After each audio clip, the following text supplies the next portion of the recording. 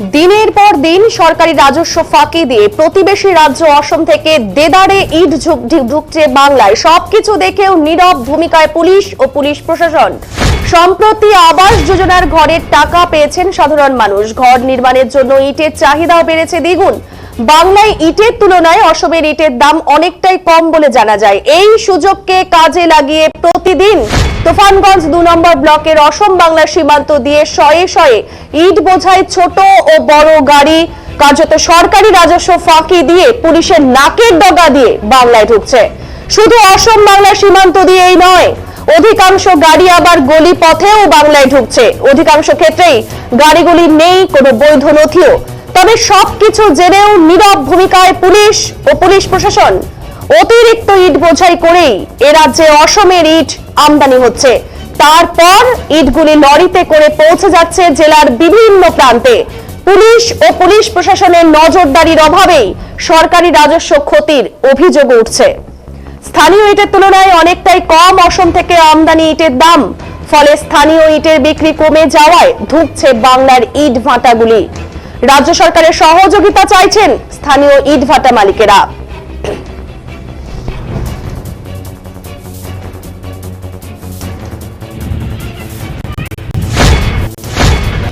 চলছে বলবো কি, এখানে আসাম থেকে যে ইট আসতেছে বিভিন্ন চিপিয়া রাস্তা দিয়া এবং মগসরের রাস্তা দিয়া এবং ভাবে পিকআপ ভ্যান ভটভটে দিয়ে ইট আসতেছে আমাদের এখানটা কুচবিহার ডিস্ট্রিক্টে ঢুকতেছে। আমাদের কুচবিহার ডিস্ট্রিক্টে যেগুলা ইট ভাটা আছে, আমরা প্রত্যেকটা ভাটায় আমরা পুরো মার খাচ্ছি। ওখানটায় কলা পাচ্ছি 7,000 টাকা, 7,500 টাকার টন, আর আমাদের কলা কিনতে হচ্ছে 14,500 টাকা দিয়ে কলা। আর তার মধ্যে আমাদের অনেক ভাবে পড়াশোনা হয়ে আমাদের কলা আসতেছে।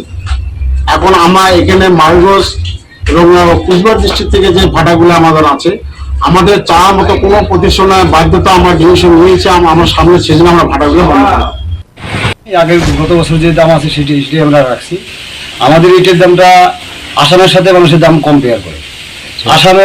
আসাম থেকে যেভাবে বেঙ্গলে অবৈধভাবে ইট আসে, ওরা রয়্যালটি দিচ্ছে না, মাটি আর জিএসটি কাটে না, গভর্নমেন্টকে ফাঁকি দিয়ে ট্যাক্স ফাঁকি দিয়ে এরা বেঙ্গলে এসে ব্যবসা করতেছে, যার ফলে এরা কম দামে ইট বেচতে পারে।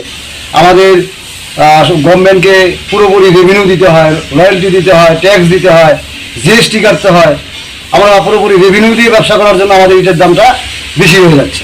এ ব্যাপারে কি কাউকে জানিয়েছেন কোনো? এর আগে আমরা জানিয়েছিলাম বিভিন্ন প্রশাসনিক লোককে, বড়বাবুকে। এটা তো আমাদের কিছু করার নেই।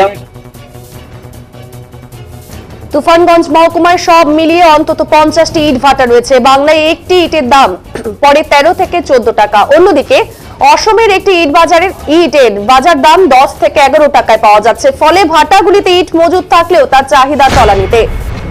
এই নিয়ে কিন্তু কটাক্ষ করতে ছাড়েনি গেরুয়া শিবিরের দাবি, পশ্চিমবঙ্গ সরকার এরা সবকিছু জেনেও কিছুই করছে না। কারণ তৃণমূল সরকারের অর্থটাই হলো মূল তৃণমূল অর্থের বিনিময়ে এই কাজগুলো করছে। এখানে পুলিশের দোষ দিয়ে লাভ নেই। তবে পুলিশের উচিত এই অবৈধ কাজকে বন্ধ করা।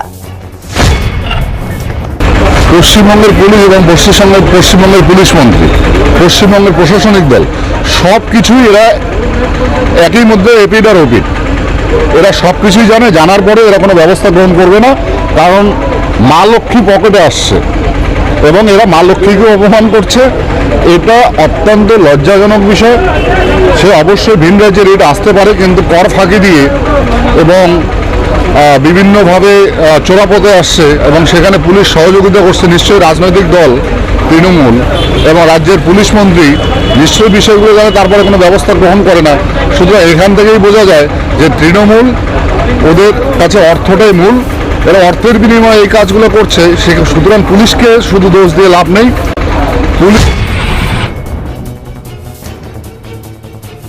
ইটভাটার মালিকরা জানিয়েছেন গত 3 বছর ধরে অবৈধ কয়লা এলাকায় ঢুকছে না। কয়লা কেনার খরচ বেড়েছে, ফলে বন্ধ হয়েছে অনেকগুলি ইটভাটা। অসমের ইটভাটায় অবৈধ কয়লার অভাব নেই। পাশাপাশি সেখানে ইট তৈরির ও মাটির জন্য কোনো সিন্ডিকেটও নেই বলে জানা যায়।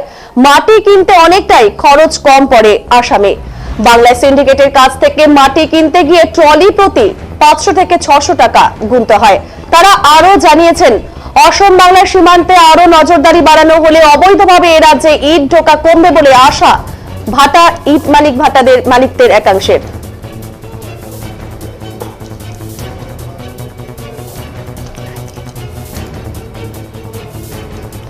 এ বিষয়ে তৃণমূলের পক্ষ থেকে কি জানানো হয়েছে শুনবো। আসাম থেকে যে সমস্ত ইটগুলো পশ্চিমবাংলায় ঢুকছে সেগুলো সরকারের কর ফাঁকি দেওয়া একটা জিনিস, আর তাছাড়া ওখানে কম দামে ইটগুলো এখানে এসে কালোবাজারি হচ্ছে। তাতে কি হচ্ছে, এখানে যারা যারা ব্যবসায়ী বা ইট ভাটাগুলো মার খাচ্ছে, এবং এই সময়টা মানে বাংলা আবাস যোজনার ঘরের কাজ চলছে, এই চোরা চালান কামিরা এইভাবে ইটের ব্যবসা যদি করে, লোকাল ইটের যারা ব্যবসায়ী তারা যদি ব্যবসাটা না পায় তাহলে একটা চরম ক্ষতি হয়ে যাচ্ছে। আমি মনে করি এটা একটা অনৈতিক কাজ, এবং সরকারের পারমিশন নিয়ে করলেও আমাদের কোনো আপত্তি নেই, কিন্তু সরকার তো ট্যাক্সটা পাচ্ছে না, আর পাশাপাশি চোরাচালান কামিরা যদি এভাবে চলতেই থাকে তাহলে এখানে যারা বড় অংশের একটা মানুষ তারা কোথায় কাজ করবে, তারা তো কাজটা হারিয়ে ফেলবে। এবং ইটের হাজার হাজার মানুষ কুচবিহার জেলায় করছে, শ্রমিক কাজ করছে, তাহলে শ্রমজীবী তারা তাদের শ্রমটা হারিয়ে ফেলবে, এটা বিশাল একটা ক্ষতি হচ্ছে। 2 বছর যাবৎ আমরা পুলিশকে জানিয়েছি, প্রশাসনকে জানিয়েছি, তারা ইনিশিয়েটিভ নিয়ে খুব দ্রুততার সাথে এটা আমাদের রিকোয়েস্ট করবে।